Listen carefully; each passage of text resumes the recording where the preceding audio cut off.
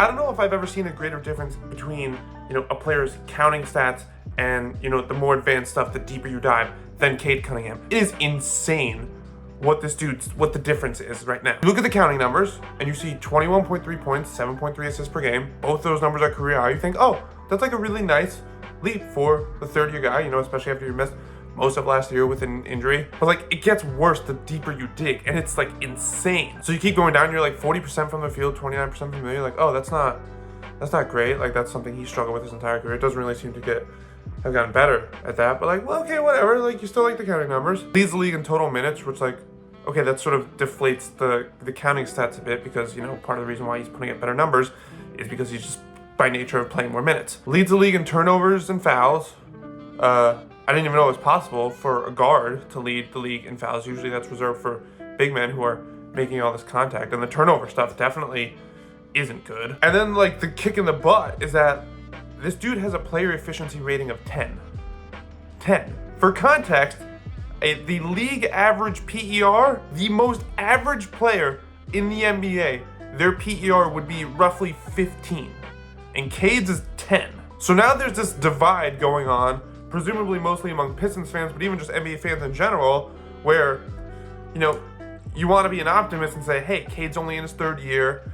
Pistons aren't exactly built so well around him. They don't have a lot of shooting. Bojan Bogdanovic hasn't played yet this season. That's a massive amount of spacing that's just not there. They have a lot of young guys. You have Duran, you have Thompson, like all guys who've shown flashes, but like not a lot of real tangible talent on the team, and that's part of the reason why Cade is struggling. But then there's this other part, and I think this is more so what I'm leaning towards, even though I try to give players the benefit of the doubt, try to preach patience, which I still am, but like on the other hand, I'm just sort of thinking like, this isn't any random player, any young prospect. This was the number 1 pick in the 2021 NBA draft. Now, maybe some would argue like, hey, maybe he shouldn't have been the number 1 pick. But he was a consensus top 3 pick alongside Jalen Green and Evan Mobley. So maybe you think Evan Mobley should have gone number 1, but like, Cade Cunningham was right there. Like, the alarm is sort of ringing in my head because this isn't just bad. This is like alarming stuff and also the fact, like, not just a rookie, like, this is a third-year guy. Granted, he missed most of last year, but you still get to learn some stuff, even just watching and observing and being part of the NBA culture. Again, like, there's, like, baseline bad, and then there's just, like, falling off the crater. And it's just,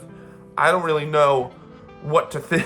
Because this isn't just young players struggling. This is, like, dude, why are you leading the league in fouls? Like I said, I didn't know that was possible for a guard to lead the league in fouls. Why can you still not shoot? Why are you still inefficient in that? Like, I don't need progression to be a nearly vertical line, right? You don't have to like all of a sudden break out and win most improved and all that stuff. Like, I understand that progression can be made in steps. And granted, progression isn't always linear. Some guys get better, then they get worse, then they get better again. Cade just doesn't really seem to have improved all that much because he's still shooting poorly from everywhere. The turnovers are still a thing. I get that you don't have the best talent around you, and I understand that not every young player can be the LeBron James type who just comes in and like immediately changes the direction of the franchise, but like this is not good, man. Like, you're in year 3 and you're still doing a lot of the same stuff. Like, there's no, like, if we were sort of tracking his progress on a chart, I don't even know if there'd be like even a little bit of an uptick in progress. Because again, you look at the numbers and the numbers are better, but then you're like, well, that's just because he's playing more minutes. There's more volume. The efficiency is still the same, and he's still turning the ball over.